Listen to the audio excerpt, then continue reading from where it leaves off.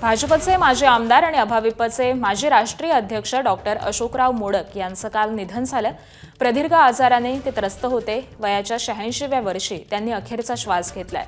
आज मुंबईमध्ये सकाळी 11 वाजता पवईमध्ये त्यांच्यावरती अंत्यसंस्कार होणार आहेत। डॉक्टर मोडक हे एक ख्यातनाम अभ्यासक होते। त्यांनी अनेक ग्रंथांचं लेखन केलं होतं। रशियन भाषेवरती त्यांचं प्रभुत्व होतं। त्याबरोबरच इंग्रजी, मराठी आणि हिंदी भाषांमध्ये ते प्रभावी वक्ते म्हणून परिचित होते। समग्र मानवतावाद एक पर्यायी विकास प्रतिमान हा त्यांचा अलीकडेच ग्रंथ विशेष उल्लेखनीय होता।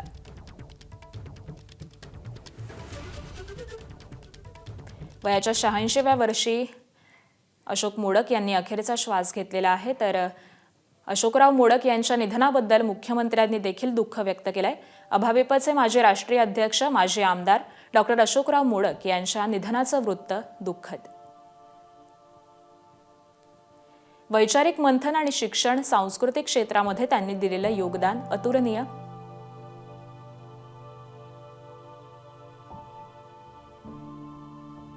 भारतीय तत्वज्ञान, एकात्म मानवदर्शन आणि वीर सावरकर इत्यादींवरती विपुल लेखन।